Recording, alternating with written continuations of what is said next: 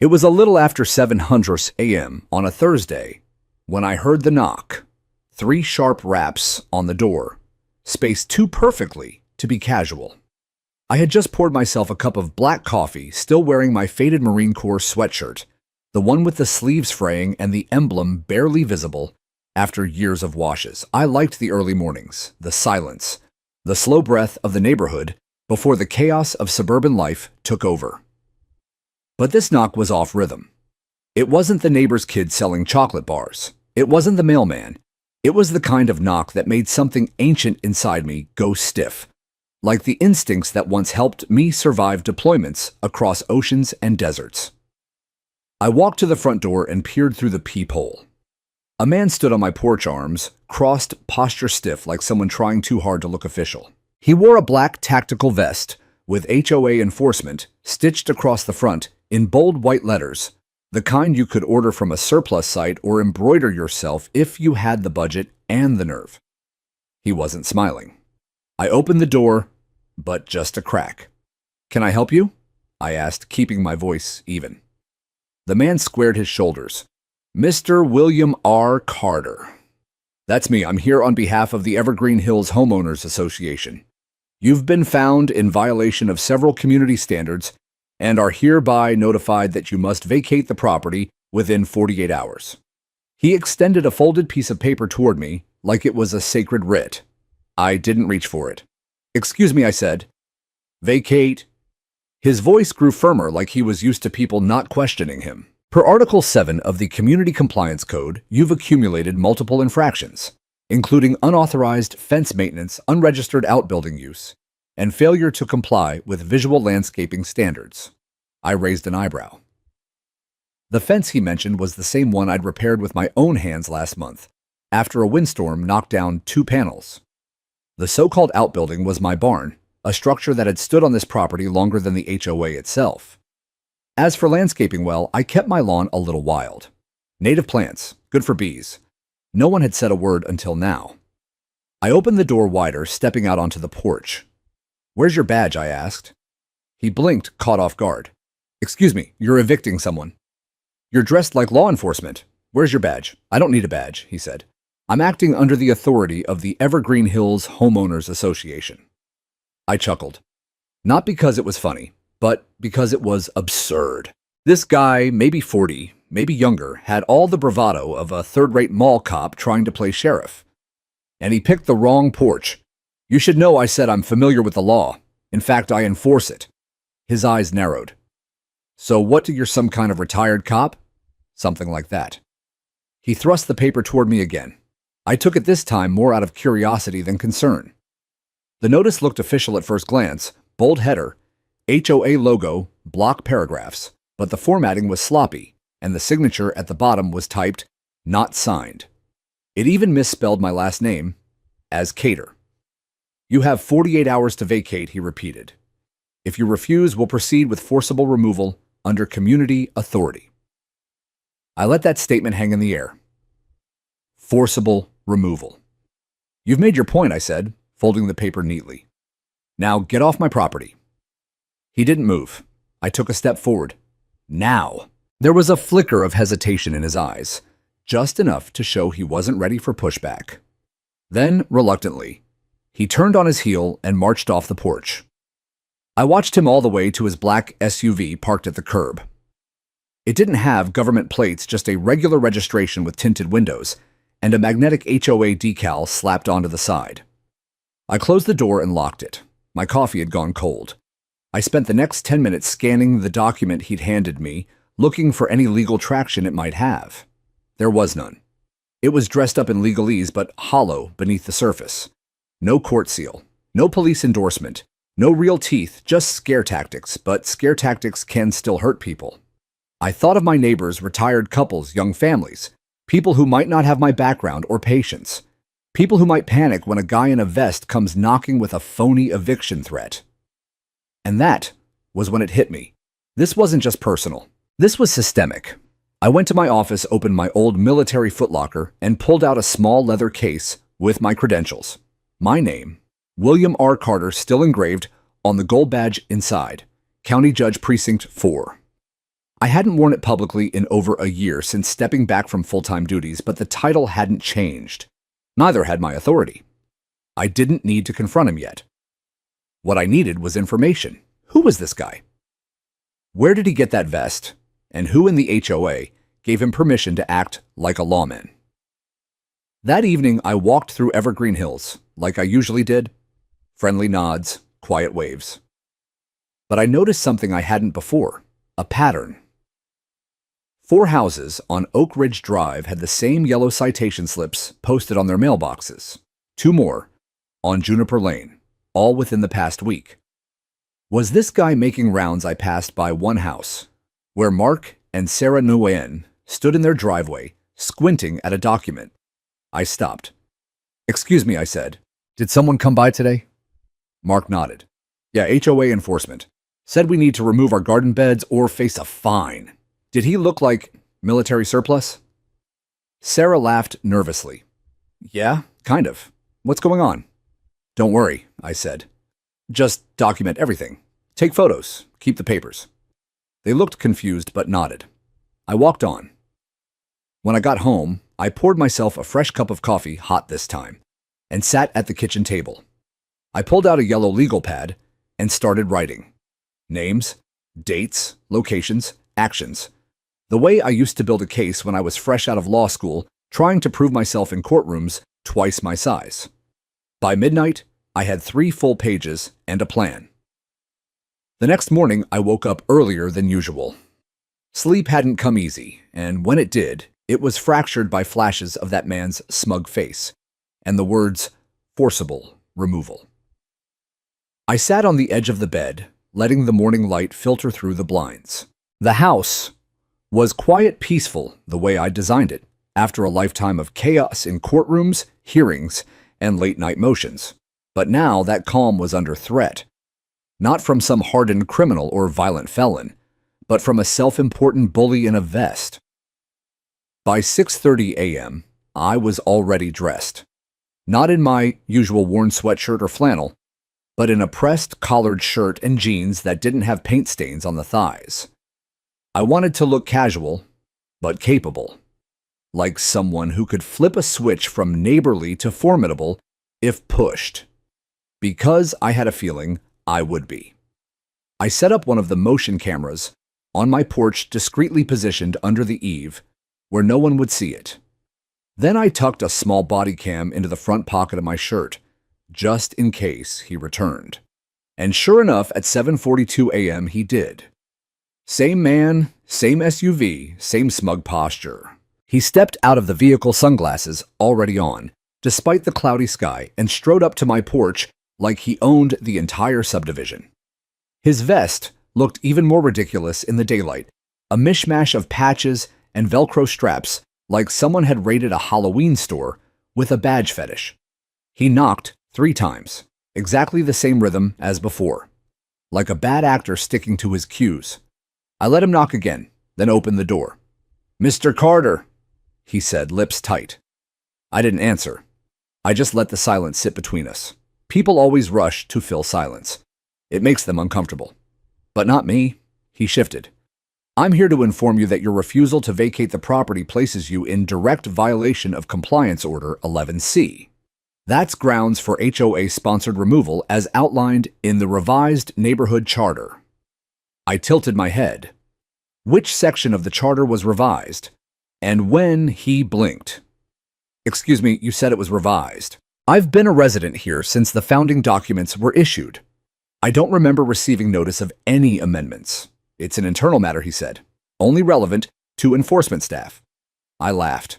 Not loud, but with enough bite that he knew it wasn't about humor. "You don't know who I am, do you?"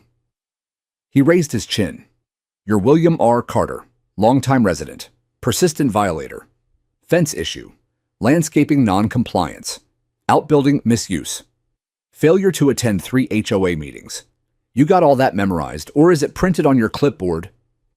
He looked down. "Damn, it was printed. I'm a county judge," I said plainly. "I've overseen trials more complex than anything in your little playbook. And I've signed off on more actual eviction orders than you've probably read. So if you want to talk about legality, You came to the wrong doorstep wearing the wrong costume. The words landed like a slap. For a second, he wavered. Then he hardened his tone. You're still a resident here. That means you're under HOA jurisdiction. No, I said, stepping out onto the porch. I'm under the jurisdiction of actual law, not cosplay commandos who hand out fake citations and threaten citizens with imaginary codes. His jaw clenched. We'll see what the board says about this. I hope they say something useful in court. He turned storming down the steps, but he made a mistake. He said over his shoulder, You've got 48 hours. After that, we'll be back with enforcement. And that was the final line he shouldn't have crossed, because he just implied physical action, enforcement, and that in any legal setting is a trigger word. That afternoon, I sat down at my desk and typed out an incident memo addressed to the sheriff's department. I attached the footage from the porch camera audio from my body cam and digital copies of the fraudulent eviction notice. I didn't name drop my position. I didn't have to. The materials spoke for themselves. Then I forwarded a copy to a colleague of mine, District Attorney Antonio Moreno, an old friend from law school who still called me Billy when we got drinks. The subject line I used was simple potential case, impersonation threat, HOA fraud. Within 20 minutes, he replied, Is this for real? Dead serious, I responded. This guy needs a warrant. Instead, he's got embroidery and delusions. Antonio Moreno said he'd loop in the local PD's fraud division. I trusted him. But I wasn't done.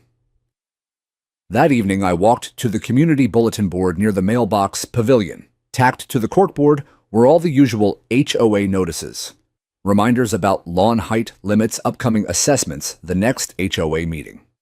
At the bottom was a laminated flyer titled, Know Your Enforcement Officer. And there he was, Brian Talbot, pictured in full uniform, vest, glasses, fake badge, and a smirk like he'd just won a game of poker. Certified HOA Enforcement Liaison, it said underneath. There's no such thing. No state-issued certification. No license, no law enforcement connection. I took a photo. Then I carefully peeled it off the board and walked away. Later, I ran his name through some old court archives. Nothing serious came up, just minor misdemeanors. A resisting arrest charge that had been dropped. A citation for impersonating a park ranger, oddly enough. But nothing that stuck. Nothing that barred him from dressing up again. Which made me wonder, how many people had he pulled this act on before that night I decided to take a walk around Evergreen Hills? The houses on Alder Creek all looked the same neutral tones. Two-car garages, polite garden gnomes, and all that suburban conformity. But when I passed Lot 37, I noticed Mrs. Evelyn Harper standing on her porch holding a red notice in her trembling hands. Evening, ma'am, I said gently. She looked up. Oh, good evening. Everything all right? She glanced down at the paper. It's from the HOA. Says I've been leaving my trash bins out too long. They're threatening fines. I live alone, and I can't always bring them in the same day. Did someone come to deliver it? Yes, a man in uniform. Said I was on a warning list. I bit the inside of my cheek.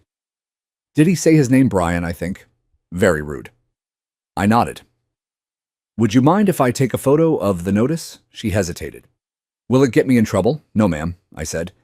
It might just help get someone else out of trouble. She handed it over. I snapped a clear photo and handed it back with a soft smile. Then I walked on this time, with a bit more purpose in my step. Because now I wasn't just protecting myself, I was protecting my neighbors too. The next 2 days passed with a strange kind of tension in the air, the kind I hadn't felt since my early days on the bench. It was that low hum of anticipation, before something breaks, not in a courtroom, but in a neighborhood. Evergreen Hills wasn't used to disruption. It was the kind of place where people waved when they passed, even if they didn't know your name. Where kids rode their scooters in tight little herds and retirees gardened in wide-brimmed hats. But now, with HOA citations piling up like junk mail and a man in a vest pretending to wield authority, the entire community had started to feel watched. On Saturday morning, right after the church bells chimed 9, Brian Talbot returned. I watched him from the window. He parked his SUV at the corner, same angle, as before, windows rolled down like he expected applause for his arrival. There were 2 other people with him this time, both in matching vests. One male, one female, both trying far too hard to look menacing. I grabbed my phone, started recording. They split up clipboard in hand, walking in opposite directions, like they were covering territory. Brian, of course, headed straight for my door. I opened it before he could knock. "Mr. Carter," he said with that same sour twist of a smile. "You've failed to comply. That puts you in breach of charter directives. We're escalating the matter." "Escalating," I repeated. "Is that the term you're using?" "Yes," he said, as if practicing for a camera. "As per subsection 14A. I'm authorized to initiate the next phase of correctional response. That includes property lockout and enforced removal if necessary." "Let me stop you right there." I stepped out onto the porch, phone still recording from my hand, deliberately in view. "You're on my property. You've made legal threats. You've implied you will forcefully remove me from my home. That's unlawful. And more importantly, it's stupid." His mouth opened, but I raised a finger. "Let me finish. You're impersonating a law enforcement officer. You're issuing documents that have no legal authority. You're using coercive language in a residential community with minors, elderly, and veterans present. And you're doing all this under the delusion that a homeowners association can override the U.S. Constitution." I paused to let it sink in.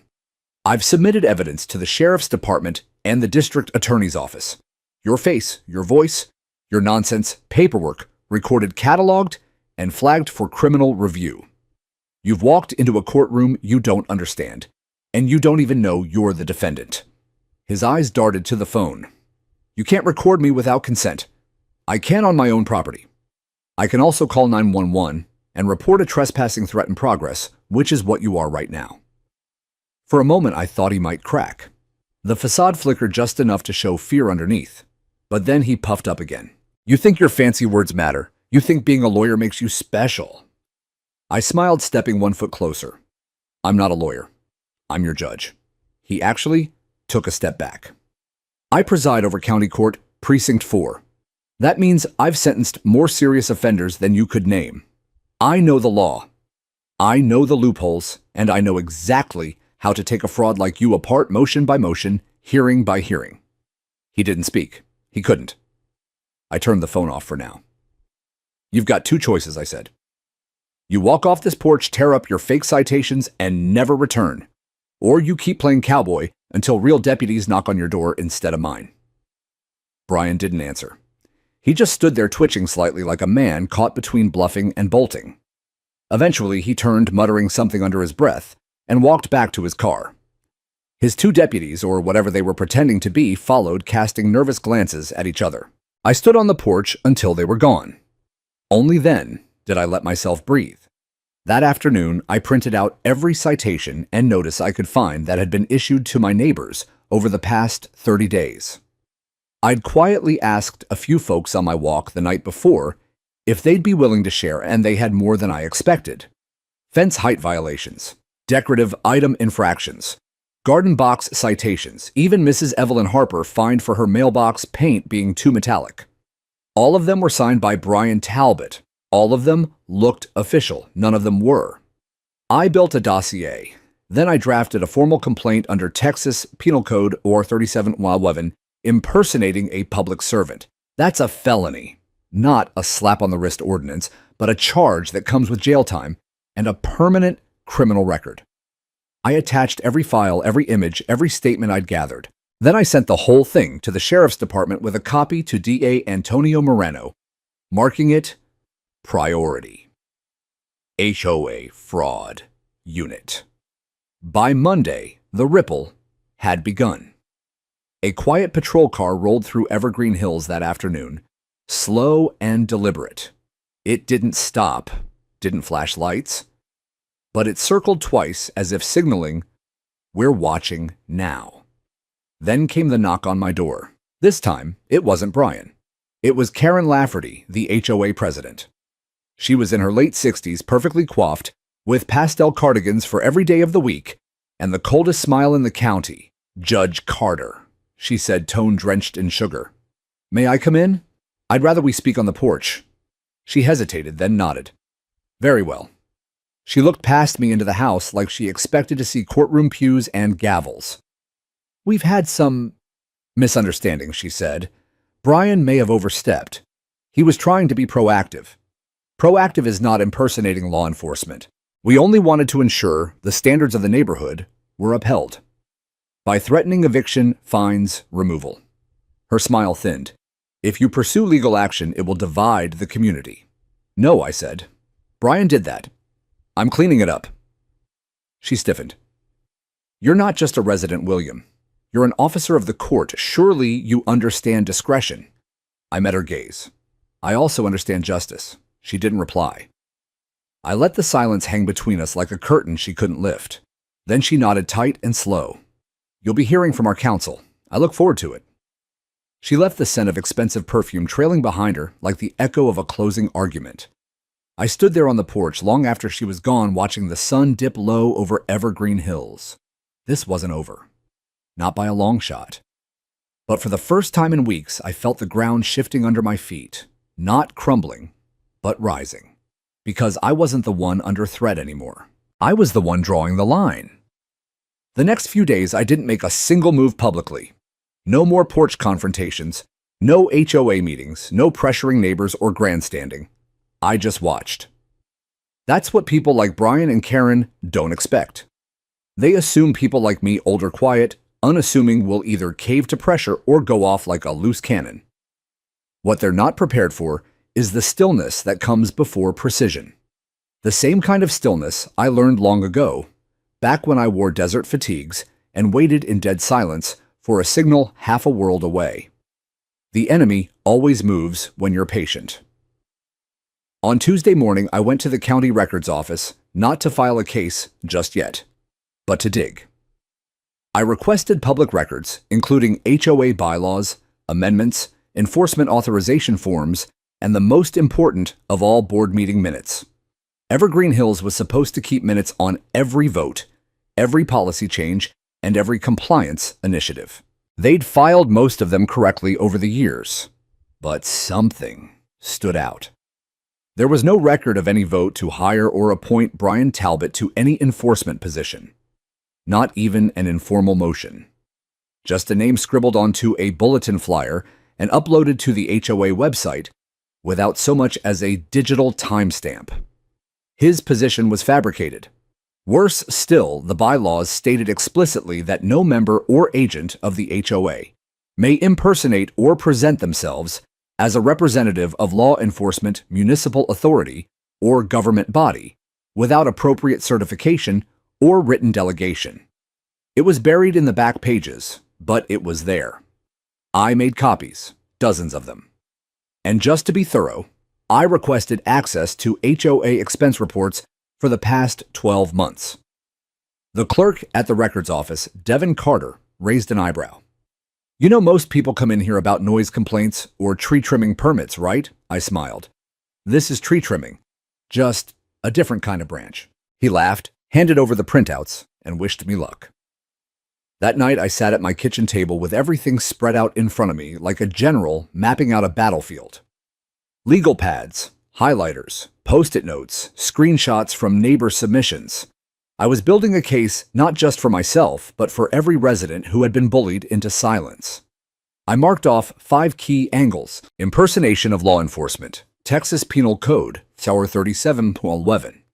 As previously noted, fraudulent representation of authority, leveraging non-existent powers for coercive action, unauthorized access, and threats of eviction, trespassing intimidation, potential abuse of process, financial misconduct, HOA dues being allocated toward non-authorized enforcement activity, systemic negligence by the HOA board for allowing this theater of power to continue unchecked. Each angle came with evidence, timestamped, verified.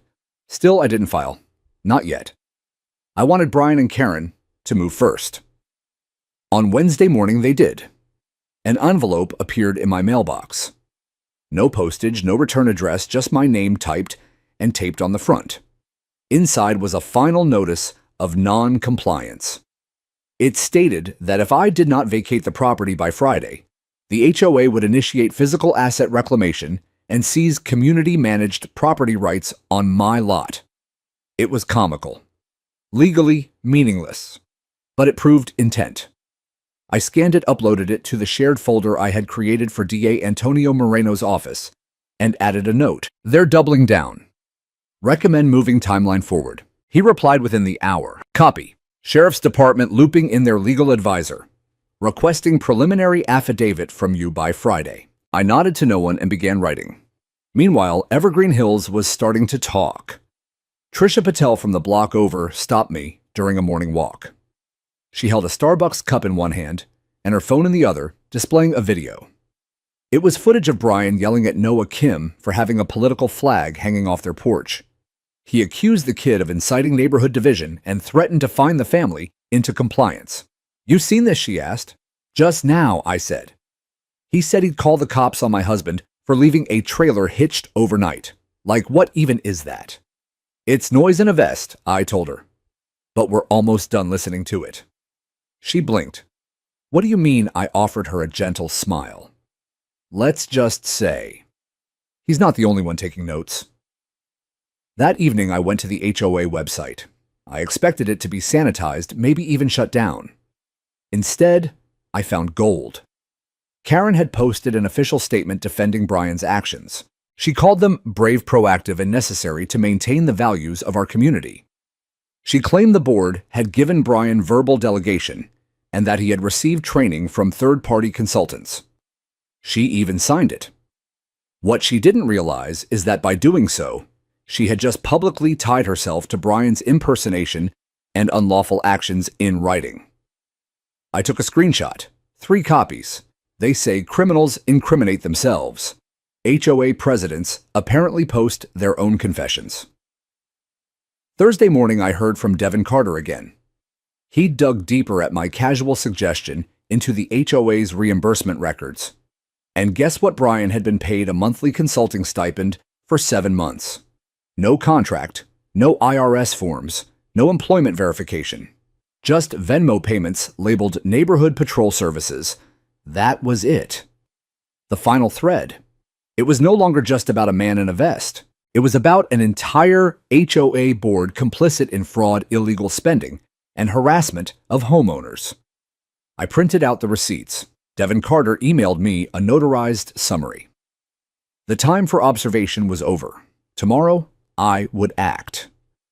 Friday evening arrived with a humid breeze and the kind of nervous energy that clung to the air like static. Evergreen Hills' monthly HOA meeting was scheduled for 6:00 p.m. sharp in the community clubhouse, a 2-story stucco building that tried too hard to look like a civic center, complete with a flagpole, fake brick pillars, and a squeaky wooden podium inside that always leaned slightly to the left. I had only attended 2 HOA meetings in the past 5 years. Both had been exercises in eye-rolling and migraine management. But this time I didn't attend as a passive resident. I wasn't there to listen. I was there to expose. I arrived 15 minutes early, dressed plainly khakis, button-up shirt, no jacket. I carried no briefcase, no folders, just a thumb drive in my front pocket, with every piece of damning evidence I had collected backed up in 3 separate cloud accounts and printed off in sealed envelopes stored safely at home. The room was already filling. Maybe 30 residents, young couples, retirees, even a few teens dragged in by their parents. There was more tension in the air than usual. You could feel it. People weren't just here to complain about fence heights and overgrown hedges. They were here because something had cracked open. At the front of the room stood the usual suspects, Karen Lafferty, in her pastel blue cardigan and pearls, flanked by the rest of the HOA board, 5 members, in total all looking like they'd rather be anywhere else. And then there was Brian Talbot, seated slightly off-center like a guest of honor, wearing his now infamous black vest and looking like a man playing soldier in a community theater production. Karen cleared her throat into the microphone. Good evening, everyone. I'd like to begin by thanking you for your presence and for your continued commitment to the standards that make Evergreen Hills such a special community. The forced cheer in her voice grated like sandpaper. We understand there's been some confusion lately surrounding compliance procedures and enforcement presence. We'd like to take this opportunity to clarify those matters and reaffirm our shared goals. She looked toward Brian with a tight smile. Mr. Talbot has volunteered countless hours to ensure our neighborhood remains safe, visually cohesive, and free of code violations. His role has been misunderstood by some, but we want to make clear his service is appreciated. Several residents shifted uncomfortably in their seats. A few crossed their arms. Trisha Patel whispered something to her husband and shook her head. Karen continued. There have been rumors, unfortunate rumors, circulating online and in casual conversations suggesting misconduct or misrepresentation. Let me assure you the board has acted in full compliance with its delegated authority. That was when I stood up. No dramatic gestures, no slamming fists, just a quiet, calm rise. Karen's voice faltered. Mr. Carter, she said, please wait for the open comments section. I believe now would be more appropriate, I replied, stepping into the aisle.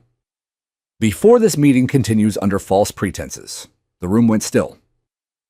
I'm William R. Carter, I said. Many of you know me simply as your neighbor. What you may not know is that I also serve as a county judge, Precinct 4. And over the past 10 days, I've been quietly documenting what can only be described as a systemic abuse of power by this HOA board and its so-called enforcement agent, Brian Talbot. Brian shifted in his chair. Karen opened her mouth, but I held up a hand. This is not conjecture. This is not rumor. This is a legal matter. And I urge everyone here to listen carefully. I pulled the thumb drive from my pocket and held it up. Contained here are photographic records, recorded interactions, digital communications, public financial data, and official policy contradictions. All of which paint a very clear picture. Brian Talbot has never been legally appointed, authorized, or certified to act as an enforcement officer under this HOA. He has issued unlawful notices, made threats of eviction, impersonated law enforcement, and accepted unregulated payments from HOA funds without board authorization, employment records, or IRS documentation. The silence was volcanic.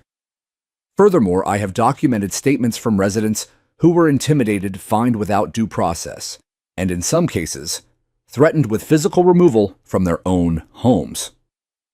Karen's mouth opened again. Mr. Carter. This is not your podium anymore, Mrs. Lafferty. Gasps rippled through the room.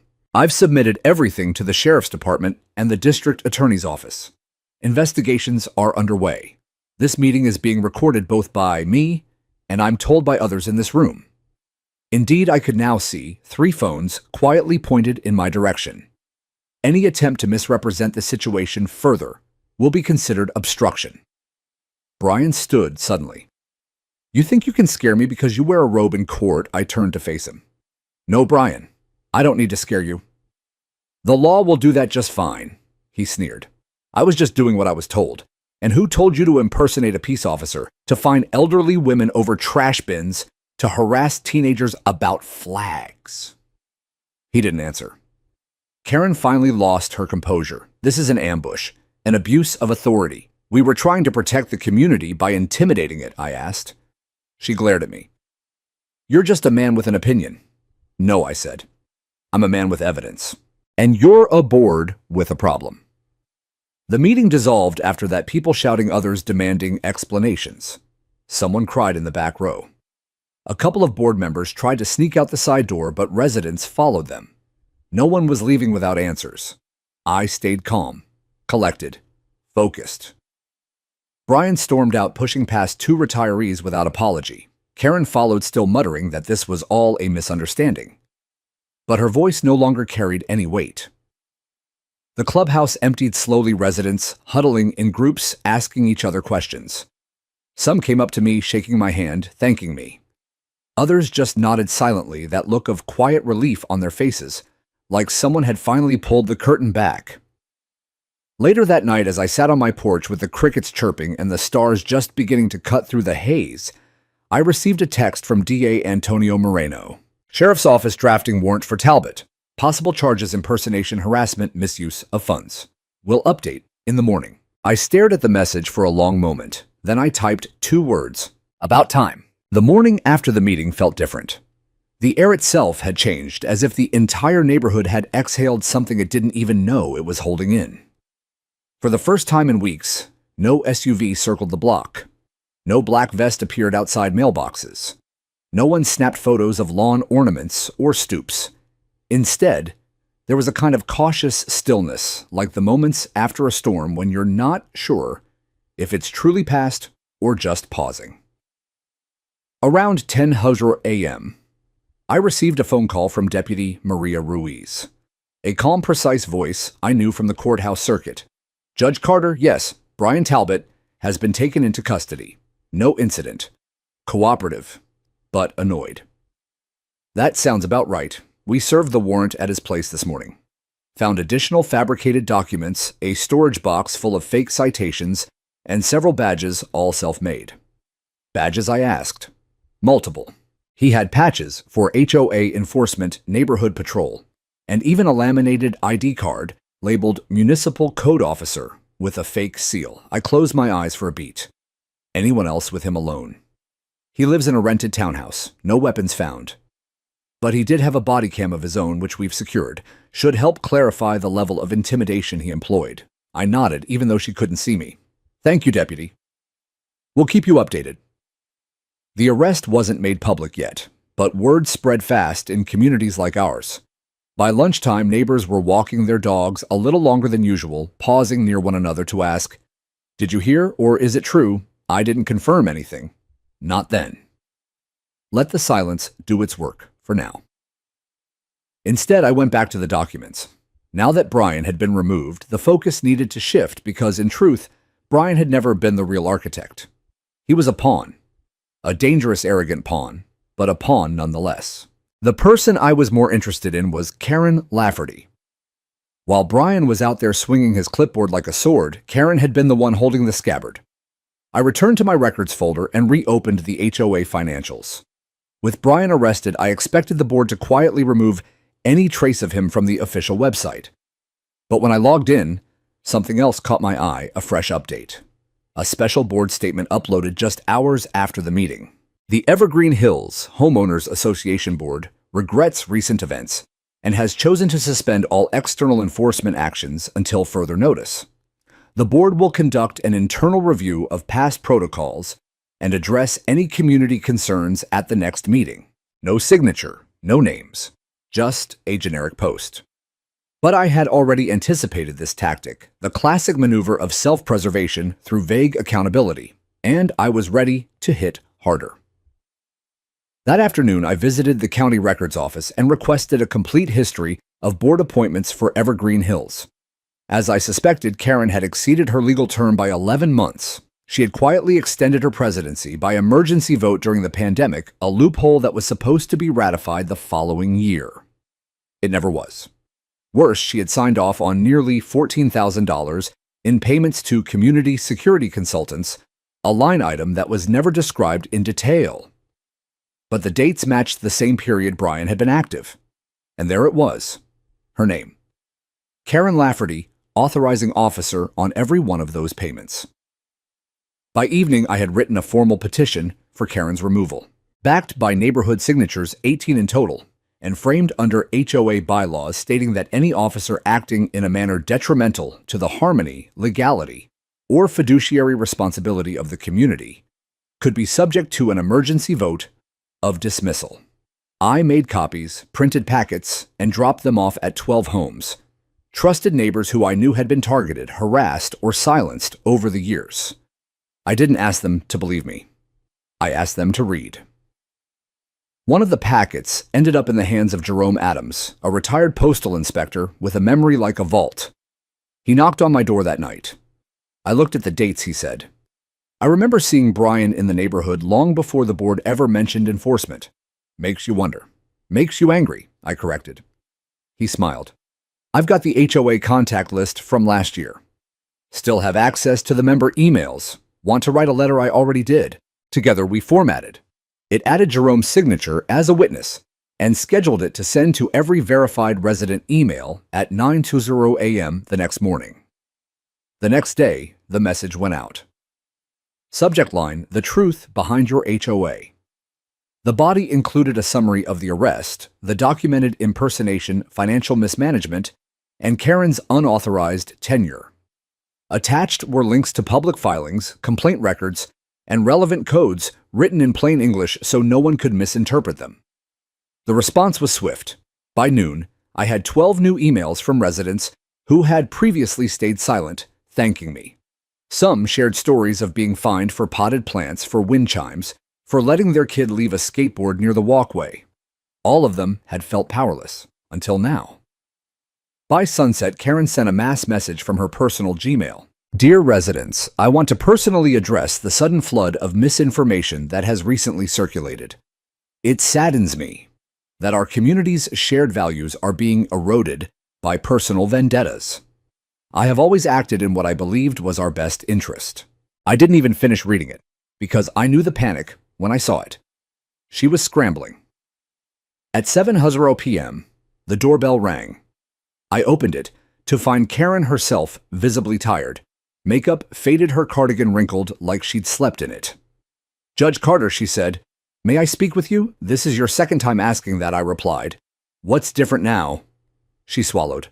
I want to avoid further damage. I want to resign. I studied her face. It wasn't just fear of prosecution. It was loss of control. For the first time in years, she was no longer the unquestioned voice behind every rule and restriction. The crown had slipped, and she'd rather hand it off quietly than have it torn away. I'll accept your resignation, I said, in writing, copied to the board, copied to residents. I'll send it tonight. You'll also refund any dues misallocated under your authorization. I've already drafted a restitution plan. Her eyes widened, but she nodded. And Karen, I added before she turned, you're lucky. This is still just civil. She left without another word. Later that evening, a new message appeared on the HOA website. Karen Lafferty has formally resigned as HOA president. A special election will be held next week. All enforcement activities remain suspended. Community input is encouraged. No dramatics, no spin, just the facts. It was over. At least the worst of it. By the time Sunday rolled around, Evergreen Hills had taken on a strange new rhythm. The air was lighter. The sidewalks felt wider, and for once people weren't avoiding eye contact. They were nodding, waving, even stopping to chat. A few thanked me as I walked past. Lila Patel brought me a small Tupperware of banana bread, said she didn't know what else to do to show her gratitude. I told her the gesture was more than enough. It meant everything. But inside, I didn't feel triumphant. Not really. I felt watchful. Because people like Karen and Brian don't operate alone. They draw power from silence, from systems that don't question them, from communities too polite or too tired to push back. Taking out two pieces doesn't mean the board game ends. It just reshuffles the pieces. So I kept my guard up. On Monday morning, I met with Deputy Maria Ruiz and DA Antonio Moreno at the county building. We sat in a small glass conference room overlooking the courthouse lawn, neutral territory. We've completed the search of Talbot's residence, Deputy Maria Ruiz said. Found printed maps of the neighborhood marked with red X's. They line up with citations he issued. Targets, I said. Exactly. Also found several files labeled Priority Enforcement, including photographs of you, Judge Carter. That gave me pause. I hadn't expected to find myself in the middle of one of his manila folders, but I wasn't surprised either. Was he planning something, I asked? DA Antonio Moreno shook his head. Nothing that points to physical intent. No weapons, no manifesto. Just delusions of authority and a disturbing amount of self-importance. I nodded slowly. So what's next? He's facing 4 charges, DA Antonio Moreno replied. Impersonating a public servant, criminal trespass, harassment, and fraudulent documentation. Will probably offer a plea if he cooperates. Community service probation, permanent HOA ban. I don't care if he gets 10 years or 10 weeks, I said. What matters is that people know the truth, they will, Deputy Maria Ruiz said, and they'll remember who gave them the courage to say something. I let that sit in the silence. Back at home, I reviewed my notes on the remaining board members. Karen was gone, but there were still others who had sat by and said nothing. Who had approved budgets, ignored complaints, and allowed Brian to operate unchecked. One in particular stood out: Gary Mullins, the treasurer. He'd been quiet during the meeting from hell, avoiding eye contact and tapping his pen like it was Morse code. He hadn't made a public statement since the arrest, but his name had appeared on several payment approvals to Brian and the Phantom Community Security Consultant account. I gave him a call. "Gary," I said after he picked up, "this is William R. Carter. We need to talk." He sounded nervous. I don't know if I should. The rest of the board, what's left of it, asked us to lay low."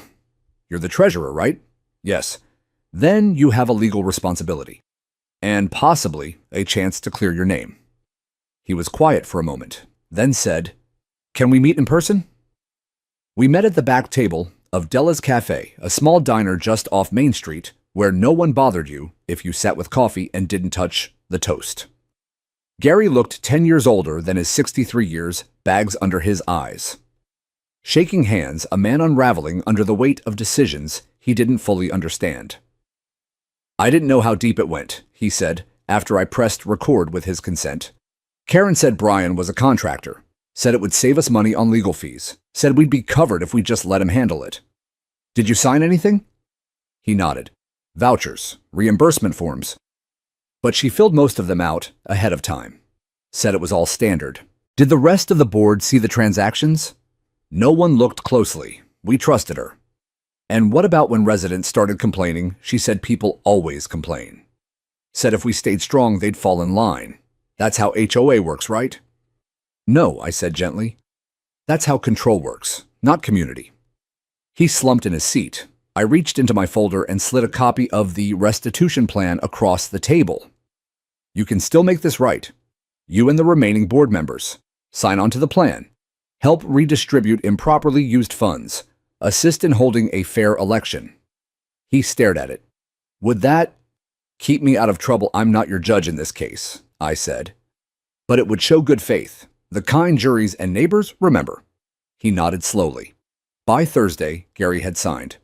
So had 2 other board members. They agreed to cooperate with the investigation, endorse a community-led restructuring plan, and assist in dissolving any remaining contracts tied to Brian's enforcement activity. Word spread quickly. HOA members scheduled a special election. Ballots were printed. Residents lined up at the clubhouse not to complain or be intimidated, but to vote. Some of them brought lawn chairs. Others brought lemonade. It felt more like a block party than a referendum. And that was the point.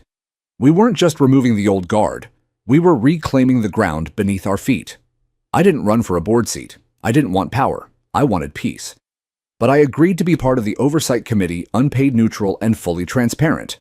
I showed up to meetings with no gavel, no robe, no courtroom formality. Just a pen, a notebook, and a memory that didn't forget what silence cost us. And slowly things began to shift. The fines stopped. The threats ended. The lawns grew a little taller, a little freer. People left bikes on sidewalks and chalk drawings on driveways. No one came to erase them. One night, weeks later, I stood on my porch again, coffee in hand, the stars overhead. It had rained earlier, and the pavement still shimmered in the glow of streetlights. I watched as Ethan and Lucas Chen biked past, laughing unafraid. And behind them, James and Emily Brooks walking hand in hand. No citations in their mailbox, no threats on their door. Just life, just community. Not ruled, but shared. The following Monday was different. Not in the soft, subtle way that things had begun to shift the past few weeks, but in a definitive, public, and permanent sort of way. This was the day the people of Evergreen Hills would see justice not as a concept whispered on porches or mumbled over coffee, but as something that could stand in the daylight, look you in the eye, and say, "I'm here now. I haven't forgotten." At exactly 9:00 a.m., Brian Talbot was formally arraigned at the county courthouse. The courtroom was full, standing room only. Residents from Evergreen Hills packed the wooden benches like spectators at a long-awaited play, only this wasn't theater. This was accountability, real and visible. Brian shuffled in, his shoulders hunched, but still somehow trying to convey defiance. Gone were the vest and sunglasses. He wore a cheap suit now, one that didn't quite fit, too loose in the sleeves, too tight in the gut. A public defender walked beside him, avoiding eye contact with everyone in the room. The judge presiding wasn't me that would have been a conflict of interest. Instead, it was Judge Marilyn Clay, a colleague I respected deeply. She was known for her calm firmness and complete intolerance for arrogance. The charges were read aloud: impersonation of a public servant, criminal trespass, harassment, forgery of government documents. Brian's eyes flicked toward the crowd as each charge was announced. He spotted me sitting in the back row, stone still. He looked away quickly. Judge Marilyn Clay didn't allow dramatics. She simply asked for a plea. Brian pled no contest, a quiet surrender that carried no apology but admitted defeat. The room didn't erupt. No one clapped. There were no cheers, only the quiet rustling of people sitting straighter in their seats. Like a collective exhale, a communal acknowledgement that a chapter had closed. Afterward, DA Antonio Moreno met me outside the courthouse.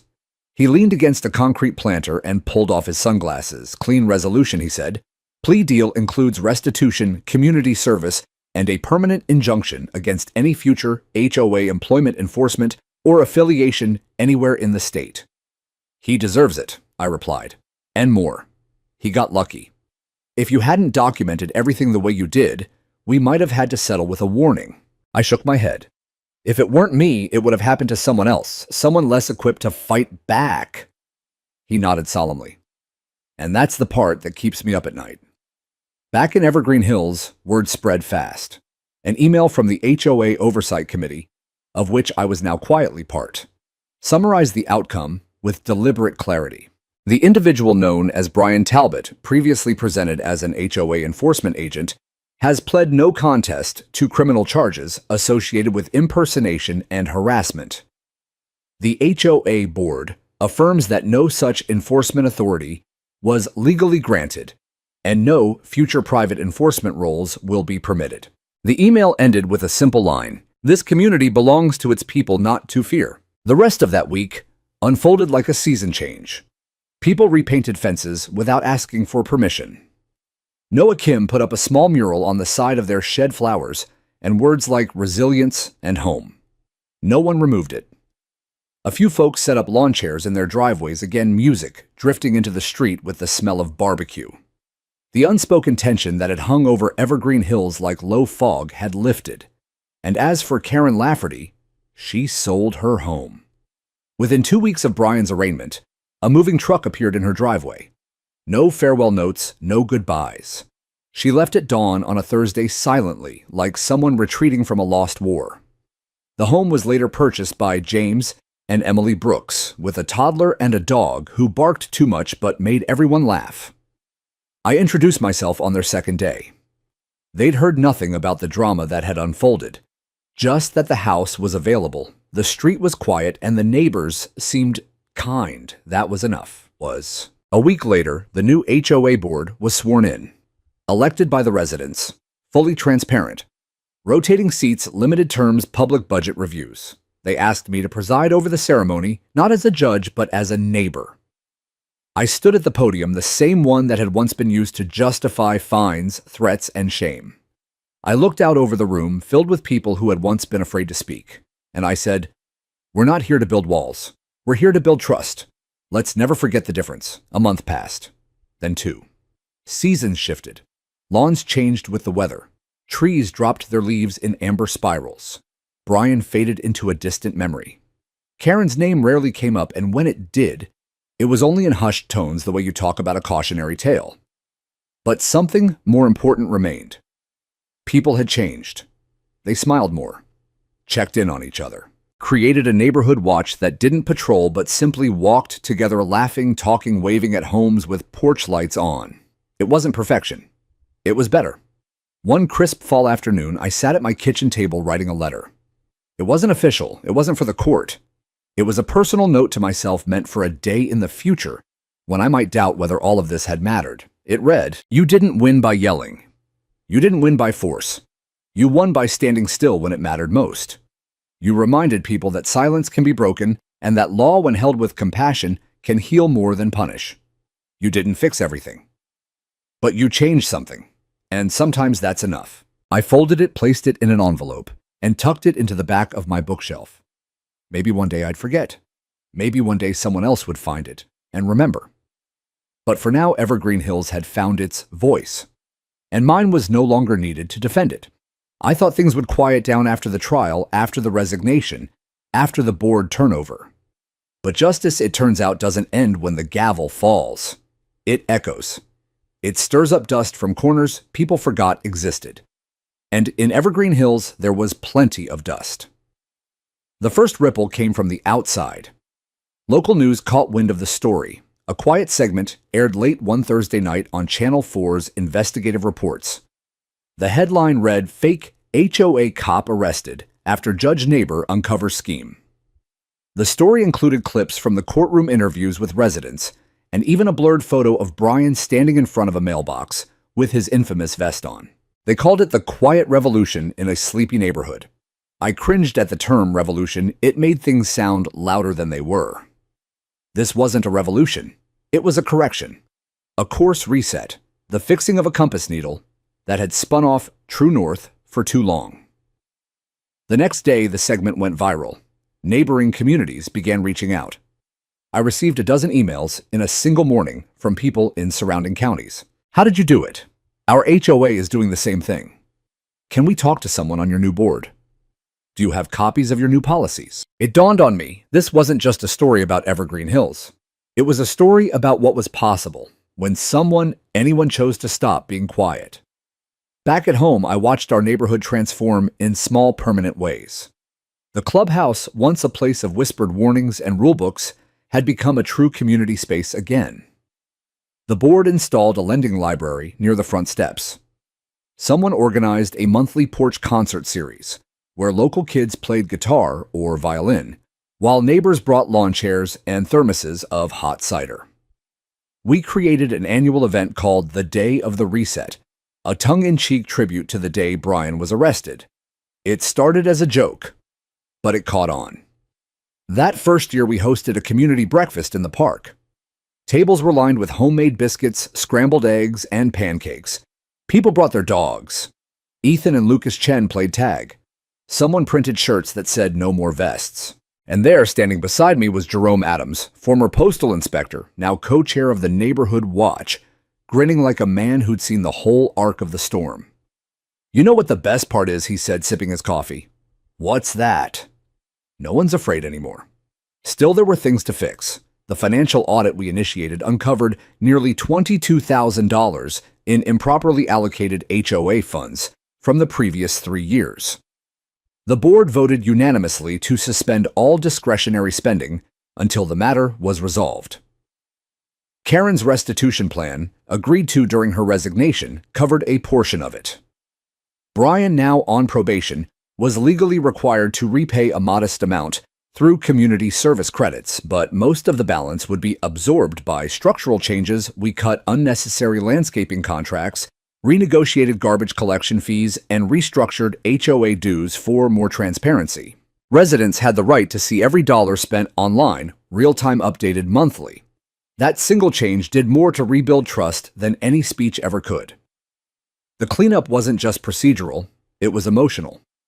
I had neighbors stop by just to talk, not about bylaws or budgets, but about how it felt to live in a place where your garden used to be a liability, where the height of your mailbox could be a reason for a knock on the door. Mark Nguyen. A recent widower told me he used to worry every week that someone would file a complaint about his overgrown roses. They'd been his wife's. "I didn't want to cut them," he said, voice cracking. "They're the only thing left of her out here." I told him the roses could grow as wild as they wanted. They did. As the months passed, I stepped back. The new board didn't need me. They had found their rhythm. My oversight role became mostly symbolic, a reminder of how things had gone wrong and how they'd been made right. I spent more time at home, in the garden, reading. Taking long walks through the neighborhood I had once feared would turn against itself. And then one day, I received a letter. It was from the Texas State Judicial Ethics Committee. They had reviewed the public nature of the case and my role in it. They commended the restraint I had shown. There would be no investigation, no reprimand. At the bottom of the page, handwritten in blue ink, were 6 words from the committee chair. "You honored the robe without wearing it." I folded the letter and tucked it beside the one I had written to myself months earlier. On the anniversary of Brian's arrest, I stood in my driveway and watched Ethan and Lucas Chen draw chalk murals on the pavement. One wrote, "Our neighborhood equals our rules" in big blocky letters. Another drew a dog with a superhero cape labeled Captain Bark HOA Watchdog. It was all lighthearted. It was all honest. Their laughter echoed down the street, and in that sound, I heard something I hadn't heard in a long time. Not relief, not resistance, freedom. That night, Jerome and I sat out on the porch. He brought whiskey, I brought stories. We didn't talk about Karen or Brian or even the board. We talked about how fragile trust is, how easily it slips away, how much work it takes to get it back, and how damn worth it is when you finally do. Fall gave way to winter in slow, golden motion. The trees in evergreen hills let go of their leaves one stubborn branch at a time, as if unwilling to surrender all at once. I understood that feeling. After everything we'd been through, the neighborhood, like me, had become cautious about releasing too much too quickly. Healing doesn't arrive in a single day. It unfolds like sunrise, gradual, earned. In the months following Brian's sentencing and Karen's departure, life in the neighborhood had settled into a rhythm I once thought impossible. It wasn't perfection, but it was finally peaceful. The new board operated with the efficiency of a good kitchen, transparent, reliable, and without pretense. HOA meetings were now live-streamed. Votes were recorded, explained, and archived online. Residents who once stayed silent now came forward with suggestions, not complaints. More than once, people asked if I'd run for board president. I declined every time. I didn't fight for power, I told them. I fought for balance. Besides, I'd already had a lifetime of gavels and oaths. What I wanted now was simple: to sit on my porch, drink coffee, and know that my neighbors were living freely, unwatched, unthreatened, unafraid. One morning in early January, I stepped outside just before sunrise. The air was cold enough to sting a little, but I liked that. It reminded me I was still here, still breathing, still part of the quiet that had returned to the street. I cradled my mug, coffee brewed just the way I liked it, dark and honest, and leaned against the porch post. Across the street, Ethan and Lucas Chen were building a snow fort out of what little snow had fallen overnight. Their laughter came in bursts, mixing with the sound of their dog barking at every snowball launched. A few doors down, Lila Patel opened her garage, unplugged her hybrid, and waved at me as she backed out. She was new here, didn't know the whole story, but she smiled every morning like we'd known each other for years. That's how it should be. No one should have to inherit the trauma of a neighborhood just to find belonging. Sometime mid-morning, I received an envelope in the mail. No return address, just my name handwritten in block letters. Inside was a note, short and to the point. "You were right. I went too far." I thought I was protecting something, but I was just afraid of losing control. "I hope you find peace. I hope I can too." Okay, I read it once, then again. There was no apology, not really. No offer of restitution or redemption. Just a whisper of regret. A recognition of what had been done. And honestly, that was enough. I folded it, set it aside, and didn't reply. Because peace doesn't always need closure. Sometimes it just needs stillness. Later that day, I met Jerome at the new community garden. It had been built where the old HOA Compliance Center used to be, a small office Karen once used to print warnings and store binders full of rules. Now the space was full of planter beds, rain barrels, and hand-painted signs that read things like "Grow Together" and "Water What Matters." Jerome handed me a trowel. "You're not retired yet," he joked. I knelt beside him, scooping fresh soil into an empty bed. "What are we planting?" I asked. He smiled. "Lavender, supposed to attract the right kind of bees." I nodded. "We could use more of those." We worked in silence for a while, the kind of silence that feels like a song only you can hear. Every now and then, a neighbor stopped by. Some brought seeds. Others just came to look. A few asked questions about compost or planting zones. No one asked about Brian or Karen or the past. We weren't erasing what happened. We were building over it, like people do with old scars. That night, as I sat back on my porch, a letter came in via email. It was from a man in another state, a stranger who'd heard about the story on the news. "I wanted you to know you gave me courage. Our HOA has been a nightmare for years. I thought it was just how things worked. But now I know better. I showed your story to my neighbors. We're organizing our first community forum next month. Thank you for showing us it's possible. I read it 3 times. Then I typed a simple reply. It wasn't just me, it was all of us. Keep going. I stayed on the porch long after the stars came out.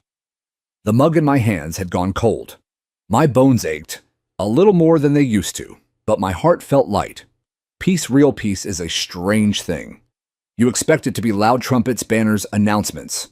But more often, it sounds like this: the whistle of wind through bare trees, a porch swing creaking in rhythm, the quiet clink of a coffee mug being set down, and the feeling deep in your chest that you did what you could with the time you had, that you protected something worth keeping, that you stood when it counted, and that finally, no one's knocking anymore.